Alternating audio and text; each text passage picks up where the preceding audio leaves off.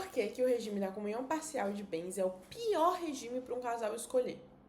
A comunhão parcial de bens é o tipo do regime que você não escolhe, na verdade. Que você chega no cartório e você é obrigado a estar naquele regime. Porque se você não fez um pacto antinupcial, se você não procurou um advogado especialista para te explicar qual a melhor solução para o seu casamento, você vai ser obrigado a escolher esse. Só que isso é uma burrice. A advogada também fala de forma direta. É uma burrice porque a comunhão parcial de bens funciona assim. Antes do casamento é tudo seu. Então a gente casou, antes do casamento cada um fica com o teu. Mas depois que casou, nós vamos dividir esses bens entre nós. E nossos herdeiros, e a forma como vai acontecer é tudo dividido, meio a meio. Só que para pra pensar, se a pessoa tinha dívidas antes do casamento, se a pessoa tem filhos, tem a questão da pensão, tem a questão das obrigações, não é simplesmente casar e vamos dividir todos os lucros. Estamos falando das dívidas, estamos falando das empresas, estamos falando dos bens. Então, por exemplo, se eu sou advogada contra você e vocês são casados, pode ter certeza que eu vou procurar o patrimônio dos dois, não vou procurar o de um só. Por quê? Porque quando vocês casam pelo regime da comunhão parcial de bens, vocês são responsáveis pela vida um do outro, metade, metade, inclusive das coisas negativas. Então, até que a morte nos separe, não vira só um casamento por amor, mas vira também em uma responsabilidade sobre todas as dívidas daquela outra pessoa, uma responsabilidade sobre todas as responsabilidades que a pessoa assume. Então, existem algumas exceções, Stephanie, sim, existem.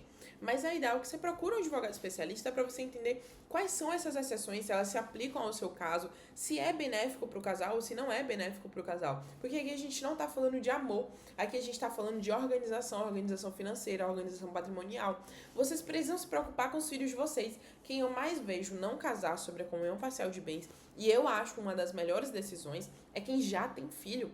Então vai um casal, né? Às vezes ou a mulher já tem filho ou o homem já tem filho. E quando eles vão casar, eles falam, doutora, eu não quero casar pela comunhão parcial de bens por conta dos meus filhos. Não é nem contra os filhos do parceiro ou da parceira. É contra os filhos que a gente já tem. Então para pra pensar, você já fez tudo o que precisava fazer. Já construiu um patrimônio para os seus filhos. E aí eles precisam brigar, dividir ou precisam se preocupar com o padrasto, com a madrasta. Não é justo. E vocês, como casal, querem construir outros bens. E o que você já construiu antes, você quer deixar para os seus filhos. Isso não exclui, não significa que o seu marido ou sua mulher não vai ter acesso mais a tudo que vocês construíram. Não significa que os seus filhos terão acesso às coisas que o seu marido ou sua mulher construiu.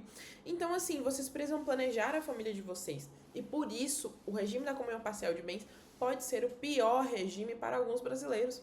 Apesar de ser o obrigatório, ele pode ser o que vai destruir a família de vocês, o que vai acabar com todo o planejamento que vocês já fizeram. Então, se você vai casar ou se você já é casado e tem um interesse de planejar, tem um interesse de se preocupar com quem está com você, procure um advogado ou advogado especialista para entender qual que é a melhor solução que vocês podem ter e de que forma vocês podem se preocupar realmente e ter certeza, dormir tranquilos, garantir a segurança de um parceiro ou de uma outra parceira. Um outro exemplo que eu vejo muito é quem já tem empresa. Então, se você já tem empresa, você empresaria, você está assumindo o risco do negócio. Mas os seus filhos, o seu parceiro ou sua parceira não precisa assumir o risco do negócio. Quando vocês casam pela comunhão parcial de bens, ela também está assumindo o risco da empresa quebrar, de vocês falirem e levar realmente uma execução nas costas, levar uma cobrança de dívida. Eu já vi mãe perder o carro que leva o filho para a escola por conta da empresa do marido. Cara, mas quando você pensa nisso, é uma coisa tão distante. É a empresa do marido que tá com dívidas, é a empresa do marido que tá com débitos, mas ela é casada sobre o regime da comunhão parcial de bens. E isso é completamente maléfico pro casal, porque se um perder tudo, os dois perdem tudo. Então entenda que o regime da comunhão parcial de bens pode ser o melhor regime para alguns casais, mas pode ser a falência de outros casais. Então, se você conhece alguém que precisa escutar isso, envie esse vídeo para essa pessoa. E se você é a pessoa que precisa escutar isso, eu nem preciso falar mais nada, né?